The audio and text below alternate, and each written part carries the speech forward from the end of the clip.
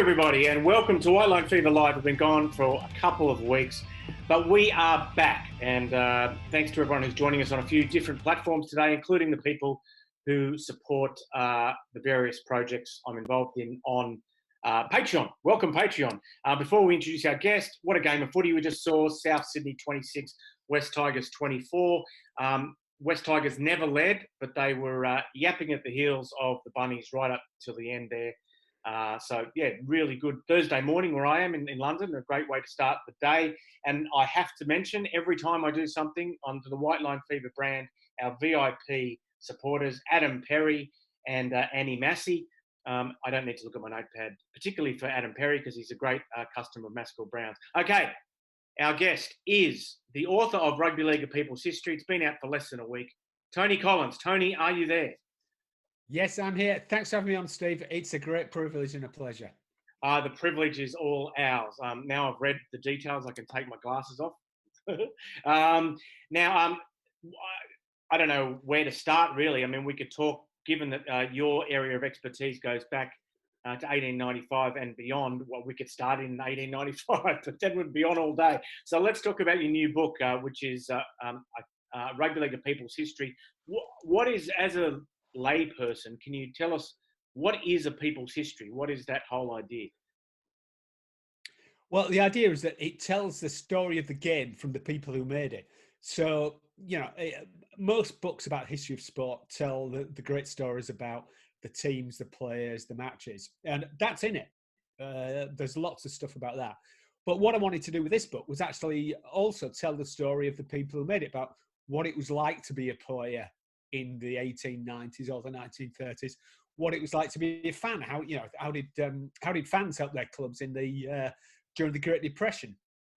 So it's really a story that encompasses the whole of the rugby league community, whether you're an immortal professional like Harold Wagstaff, or whether you're playing for Eastmoor Dragons, who also feature in the book, Wakefield amateur team.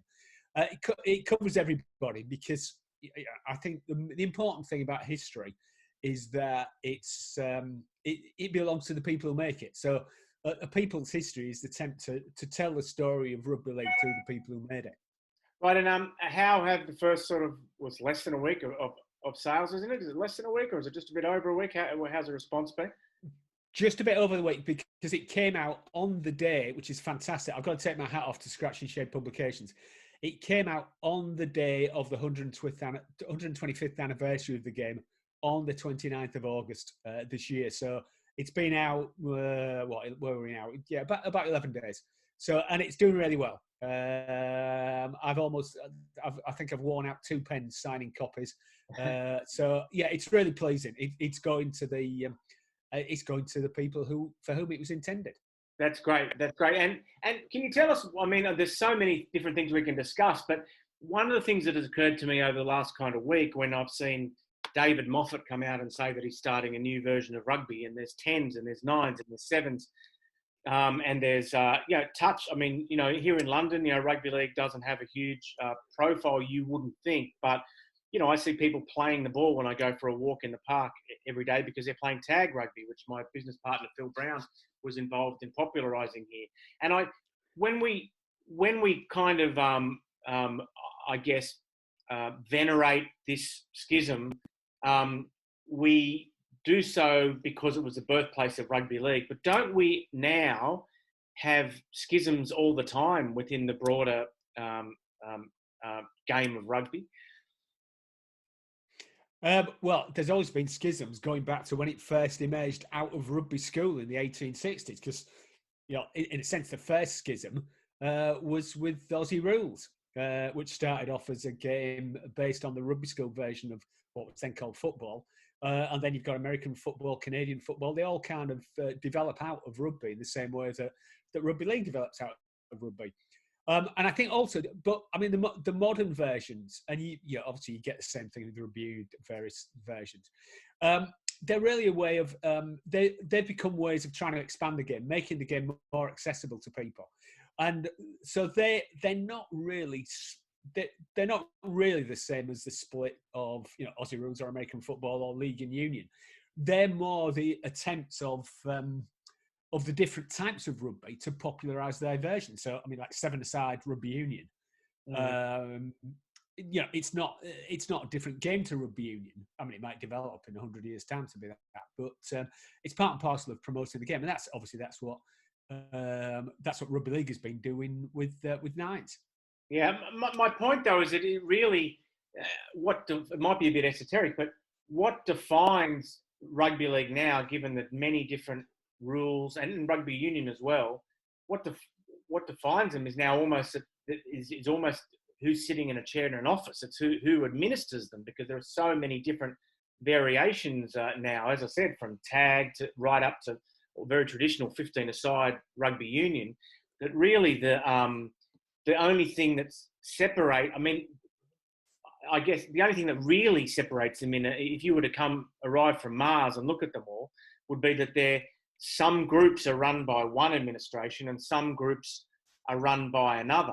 And yet we attach so much emotion and identity in these definitions that were sort of drawn up 125 years ago, when in fact, since then, there have been many other meetings at the George, as in rugby league worldwide was run by a different governing body for almost 2 years during the period covered by the book I'm writing at the moment. Now, the point I'm trying to make is that we go back to 1895 because it's so important to us, but really the general code of rugby has divided and subdivided, and all that we're left with now to separate them and define them is the administrations.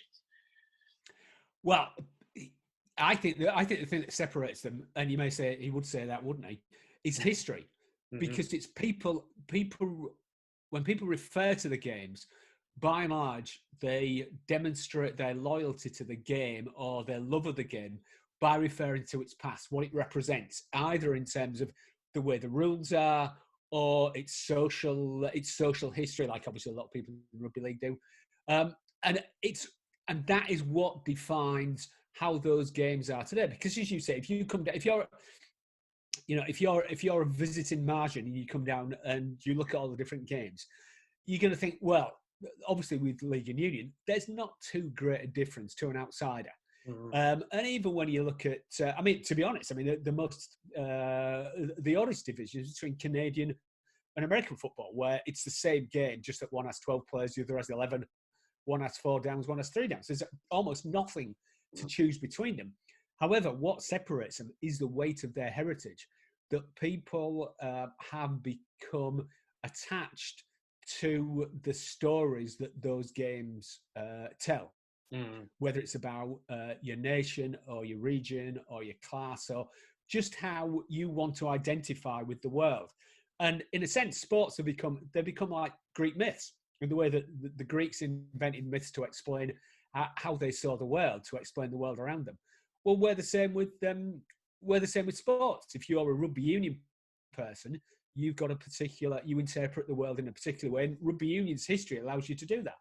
And that's exactly the same with rugby league. And in a sense, I think if you're, I can't imagine there are many non-rugby league people watching this.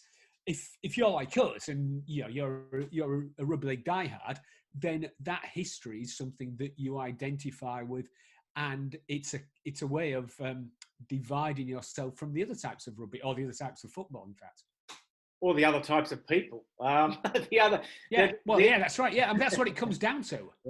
Yeah. I did an interview last week, and I was honoured to be thought of. I think you were also interviewed for this documentary coming up on the BBC, and obviously it's an obvious thing to come to you. If they didn't, they should have. But Tom, the director, made the point that if rugby league, and this is a common trope, and it particularly comes into focus around the Toronto Wolfpack, that if rugby league changes too much, it'll cease to be what everyone loves about it. And that, Tom's views seem to be that, which we hear from a lot of people, that the game shouldn't stray far from its northern roots, because then it will lose the thing that makes it different. I won't make it a leading question I'll just leave it there. But I wonder what your thoughts are about that idea. It's complicated, as they say. I think there's a very big element of truth in that, and that obviously, I know people don't like using the word heartland to describe, the post-industrial north of England where rugby league is based, but that's the reality of it, and that, given the nature of the history of the game and where it finds its strength, where it draws its strength from, then that's inevitable. So yeah, it's that Northern English working class sense of identity is always going to be very strong. However, on the other hand, if you look at the history of the game, not only has that been strong, but also the game has a long history of looking outwards.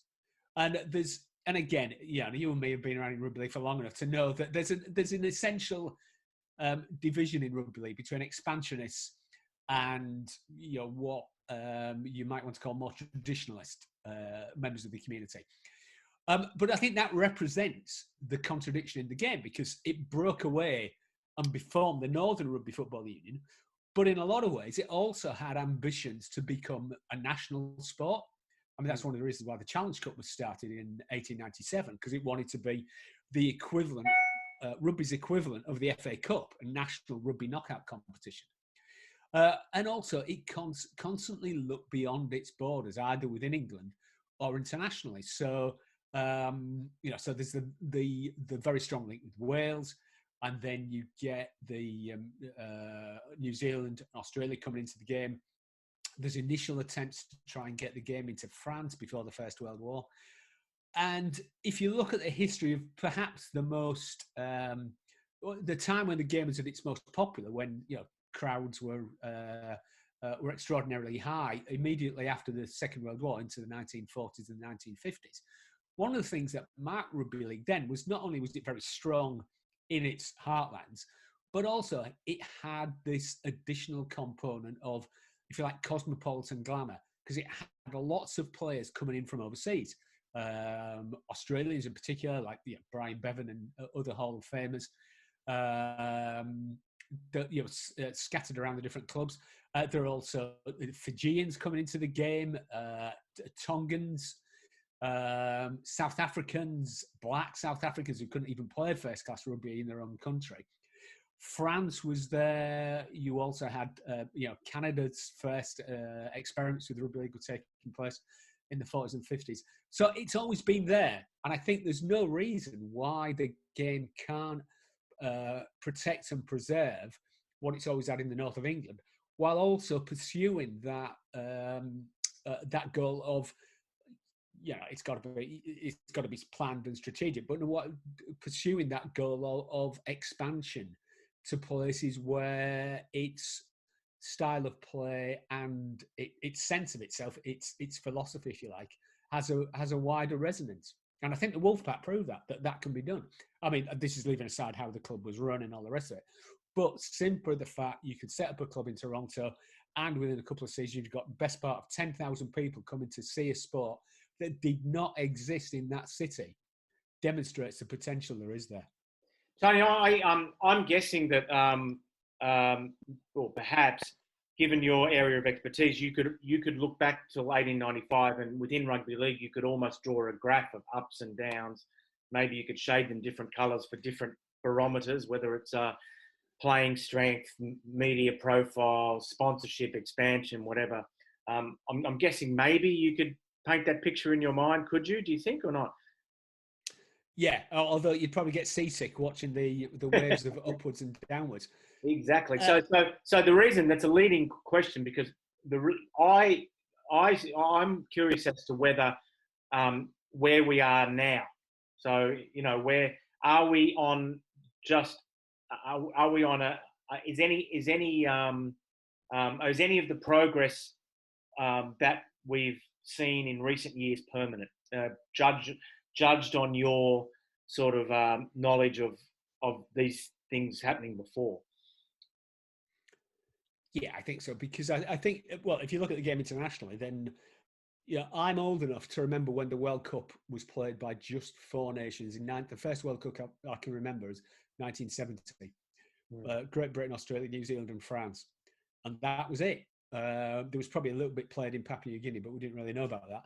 But that was it. So in the space of 50 years, we've gone from just 4 nations to a World Cup next year. It's going to have 16. There's probably another dozen or so affiliated to International Rugby League now.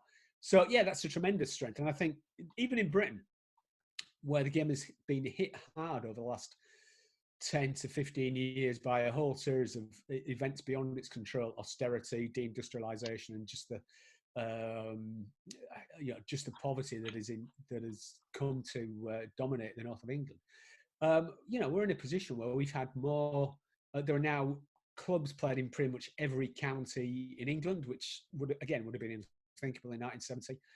And even the gates that clubs get in the Super League, they've declined a bit since 2007, 2008, when I think it's consistent average of 10,000 per season.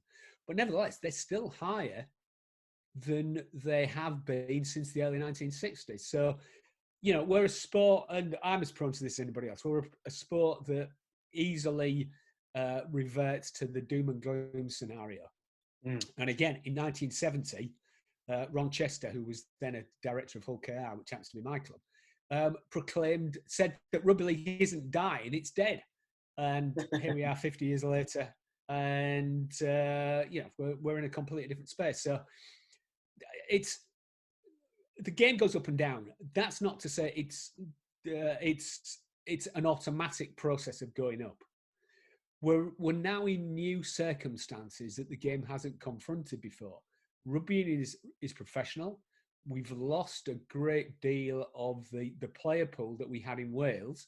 I mean, obviously there's still some players, Regan Grace, Ben Flower, and so on, coming up from Wales. But the idea that the Welsh Rugby Union captain is going to sign for one of our clubs is not going to happen in the foreseeable future, as it did before 1995, or as it could do.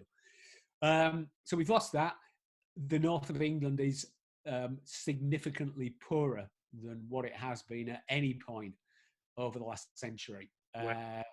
So for example, I'm going to give you an example.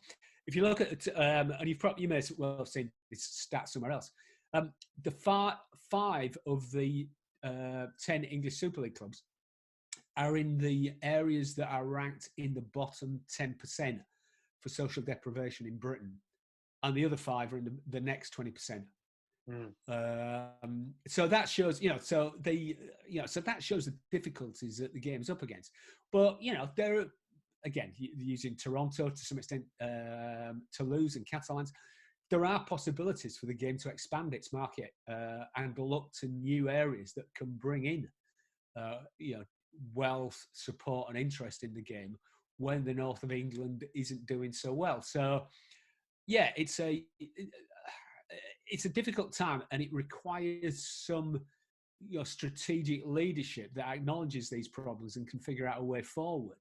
But I don't think things are anywhere as near as bad as what sometimes people imagine they are.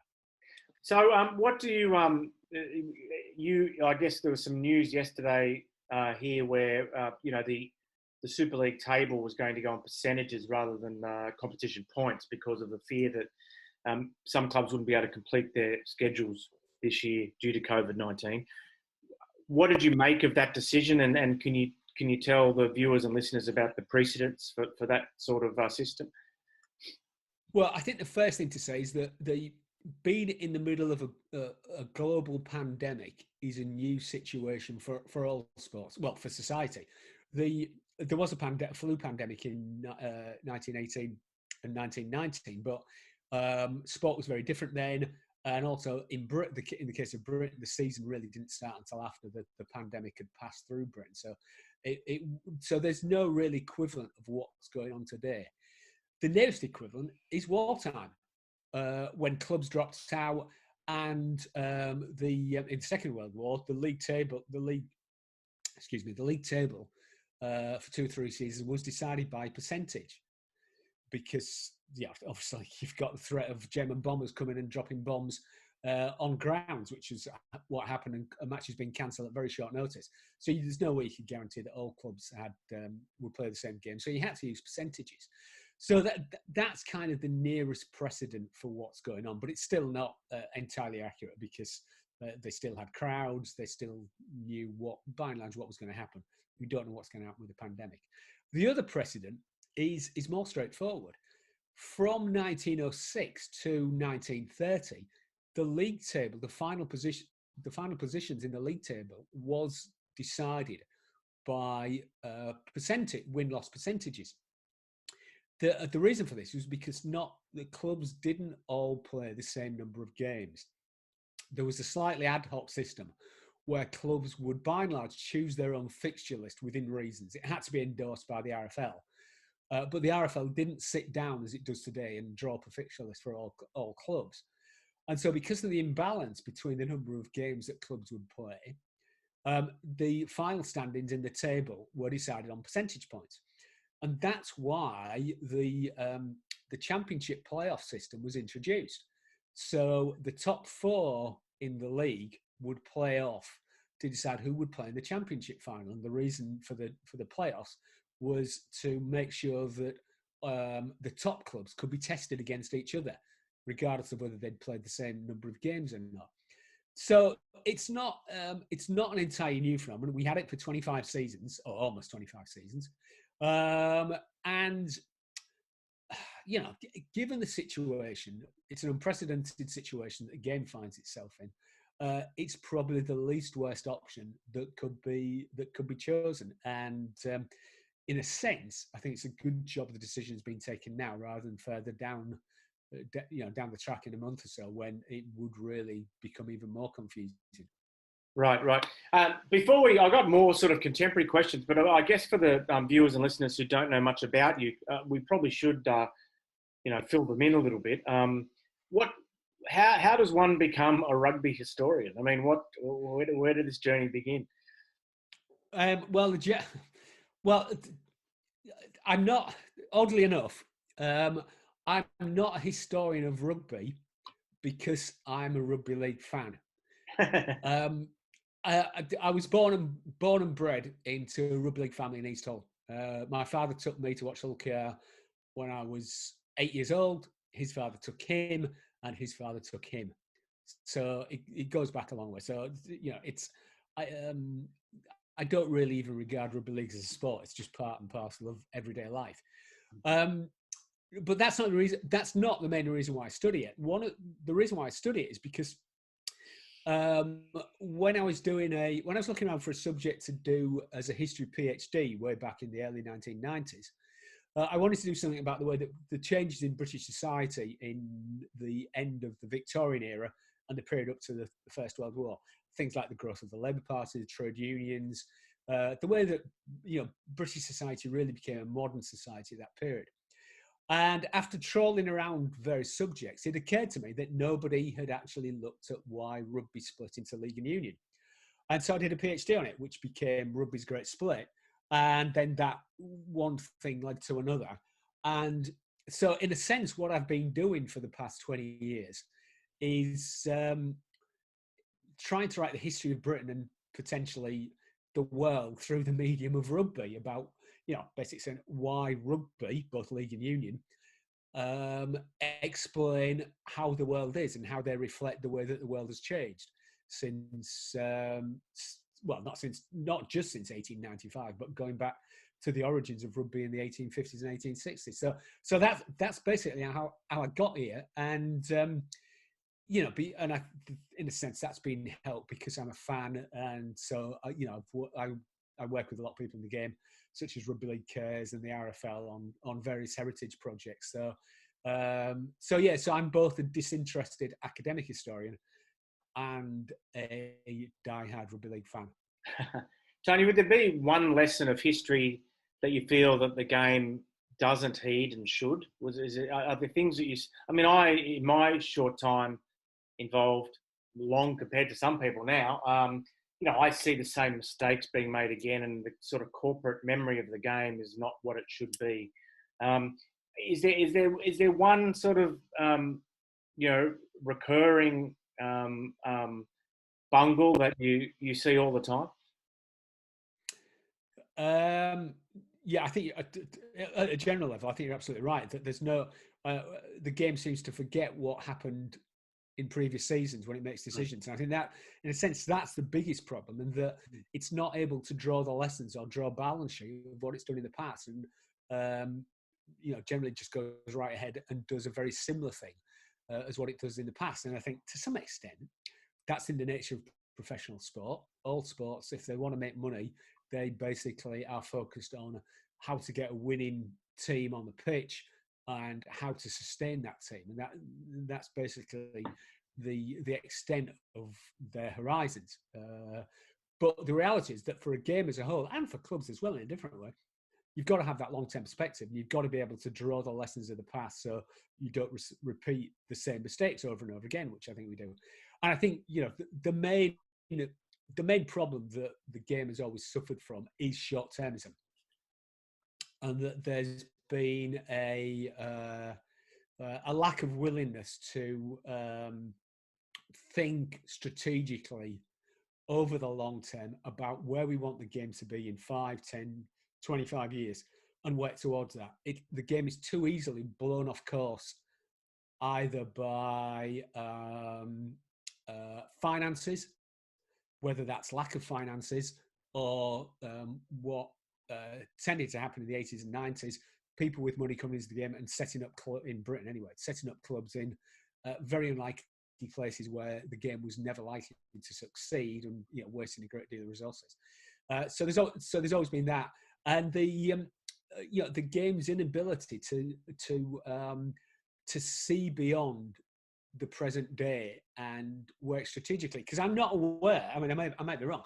I'm not aware that either the NRL or the RFL has any strategic plan.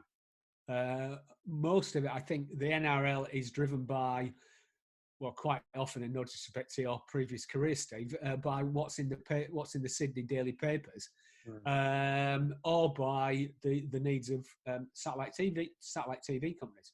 And in Britain, it's not quite the same, because obviously we don't have the same, we don't have the same power or popularity in Britain as the game in Australia. But it's very easy for the game to be thrown off course, as we see over the past 10 to 15 years, by picking up one initiative and then just dropping it with no explanation when it seems to be not working out or difficult to implement. Okay, I'm going to ask one more question, and I'm going to sign off.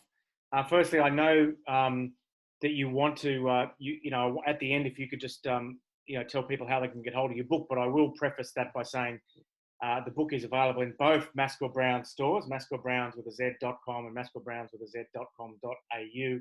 And also, this show is on Patreon, Patreon.com/White Line Fever.